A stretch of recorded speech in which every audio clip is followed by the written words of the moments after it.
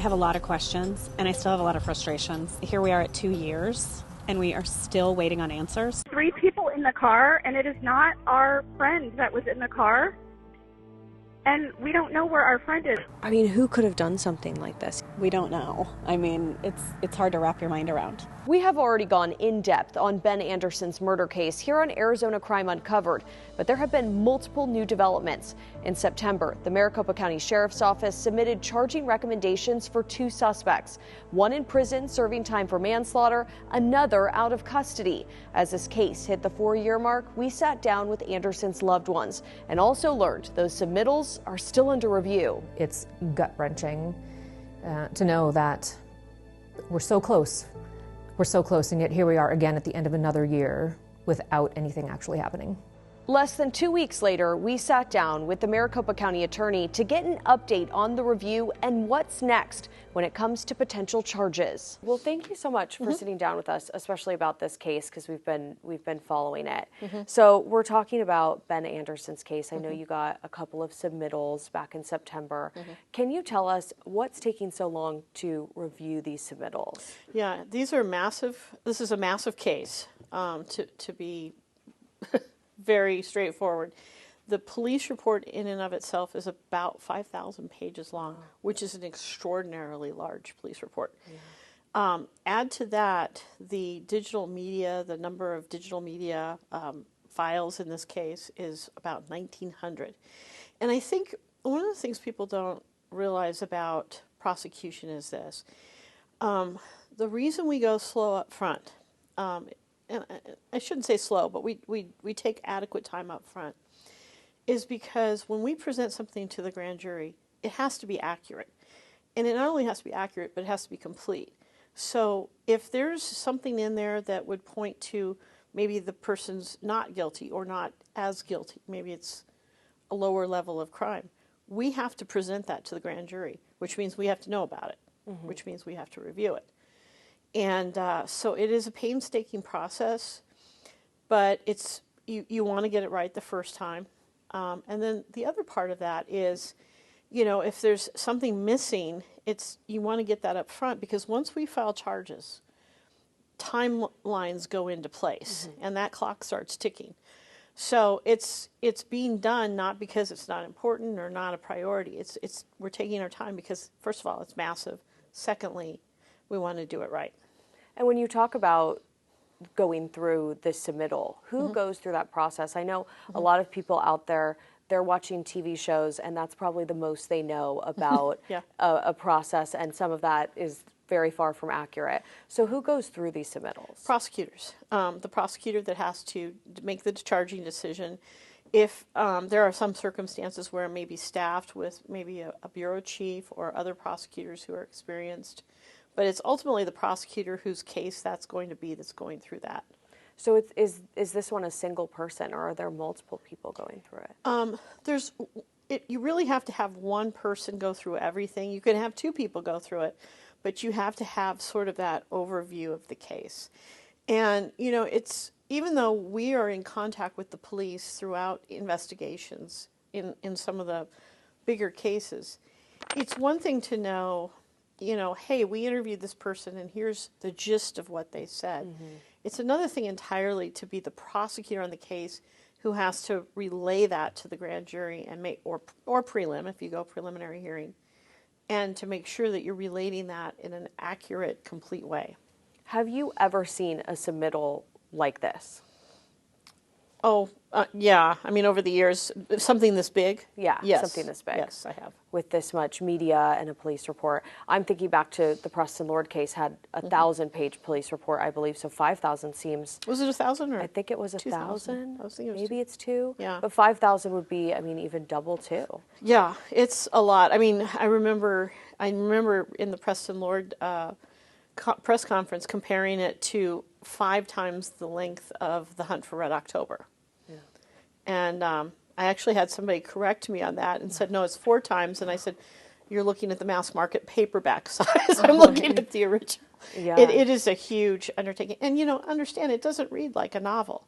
Yeah. A police report, I mean, you've read police reports. They don't read like novels. They're bits and pieces. They're bits and pieces, and you know, you may have this witness say this thing and this witness says something maybe the same, maybe a little different, maybe there's perspective difference. You have to reconcile all of that before you go. Yeah. I know that Ben Anderson's loved ones, you know, they're kind of waiting. They've been waiting for many years. And the thing that they want to know is what would be the timeline moving forward? Can you say that? You know, I've actually talked to, like, his best friend about this, and I think they recognize that it's going to take a little bit of time. I don't want to sit there and say, well, it'll be done by this date or this, even this, you know, particular month. But I will say this, we're working on it. It is a priority. We do care. We understand you've been waiting. Not from us, we didn't have the submittal, but we understand you're still waiting, and we want to get that done. Yeah. When I ask you about this case, I'm assuming, obviously, you guys are reviewing this. We're not at any kind of a final point, even close to. So I'll probably ask you some questions that you will most likely not be able to answer. We saw that there were submittals, or we were told there were submittals for 2 different suspects. We were told one of those suspects is already in DOC custody, and the second one is still out and not in custody. What are the concerns with MCSO even putting out a suspect name when they're not in custody or charged in this case? Well, it's not so much whether MCSO puts out the name or not. I mean, if there's not a concern that the person's going to flee, that likely the person knows that they're suspected or under investigation. The issue that I have to balance as the head of the office is, you know, they're out there. This is serious. Is there a threat to society? Can we move this faster? Do we need more resources? Or is this something that we do have time to take with it? Do we have adequate resources? And that's always very difficult. I mean, it's a difficult balancing act that you have to do. It's not simple. But again, I could hurry it up, but then, if I may say so, you would be reporting on it if I hurried it up too much and we didn't review everything like we should. You know, I mean, as you well know from your news channel, there have been incidents in the past before I was county attorney where there were charges filed too quickly, and that's not acceptable either. You have to do it the right way. Can you tell us what the submittal for this second suspect who's still out of custody, what those charges were? I don't think we ever heard that from MCSO. I'm going to hold off on that till we get that reviewed because, you know, understand that I also have to be cognizant of the rights of the people who are suspected or accused, and until we review everything, putting that information out and that name out, I don't want to do that at this point. I know that we were told from MCSO that there were hours of video footage that they had. They told us that, I think, last year. Can you tell us, is that surveillance video? Where is it from? Can you tell us anything about that? What I can tell you is this. There's about 1,900 files of digital media, and that can be different things. First of all, it can be body-worn cam. It can be security footage. It can be surveillance footage. It can also be interviews, social media, cell phone downloads. And that kind of speaks to the change that I've seen in my career of prosecution. You know, I started prosecuting in 1993. And, you know, back in the day, right, you would get a police report, you'd get interviews, maybe recorded of key players. You may get lab reports, etc. But the explosion of digital media has really slowed things down. It's good because obviously getting stuff on camera is fantastic, but it slows things down because we have to review it all. And just as an example, you know, you look at body-worn cameras and people don't realize that we can't just turn that over to the defense because it very well could contain information about where the victim lives. If you think about it, a cop could take a victim's driver's license, put it on their clipboard, and you can see that in the body cam. Somebody in this office has to go through that in real time and blur that out so we're not giving out victim information. And so it adds exponentially to the time to process a case.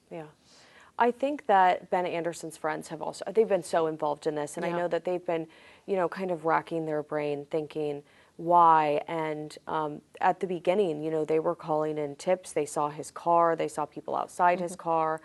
Any idea who those people were and if there are other people still under investigation?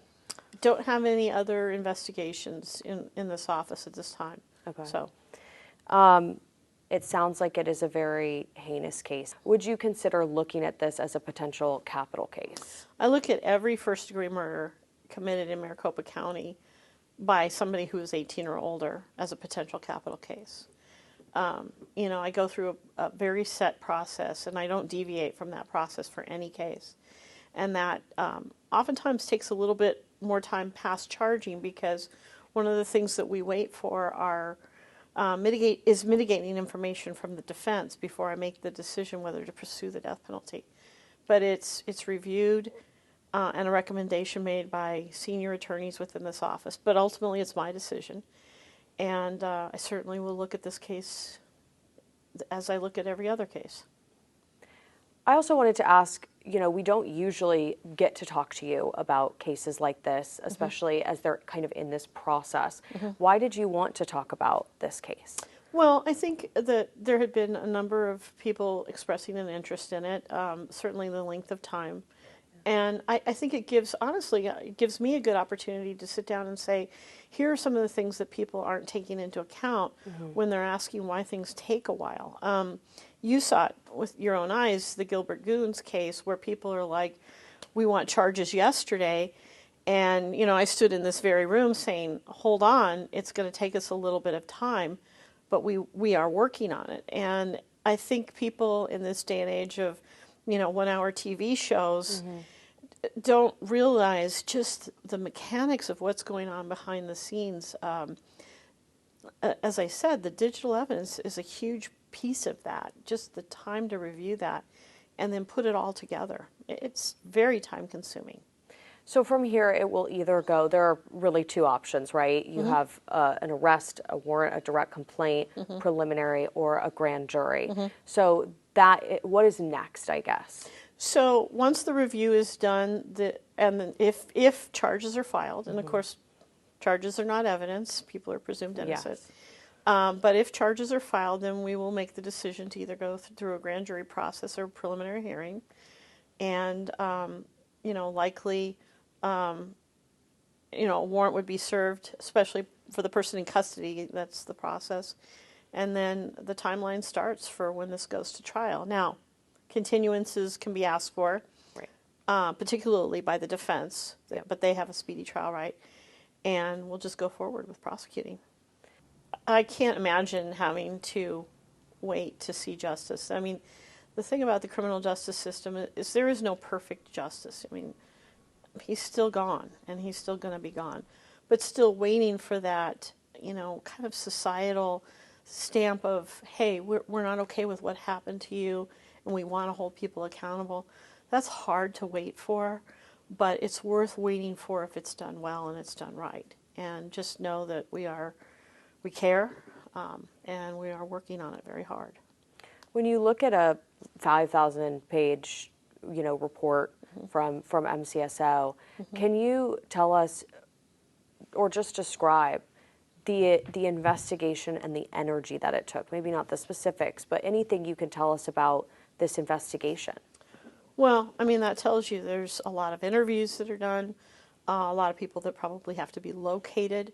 And, you may have to go back and re-interview them, because it's not uncommon that you'll talk to a witness and then somebody else will tell you something more or different, and you have to go back to the first witness. So, I mean, it is labor intensive, and no matter what, I mean, you can have DNA and you can have digital evidence and everything else, but there is always going to be a degree of just good old-fashioned detective work, and the primary resource expended on that is shoe leather. I mean, it just takes a lot of work. Yeah. Can you tell us we have the police report, which is the sheriff's office report, we have the video, any other pieces of evidence that you can tell us about? Not specifically, just to say that there is a lot of digital evidence, digital files, and that will become, clearer as the case goes on. Yeah, particularly if charges are filed. We will keep you updated on this case and potential charges here on Arizona Crime Uncovered. If you have a case you want us to cover, send me an email or reach out to ABC15. Thank you for watching Arizona Crime Uncovered.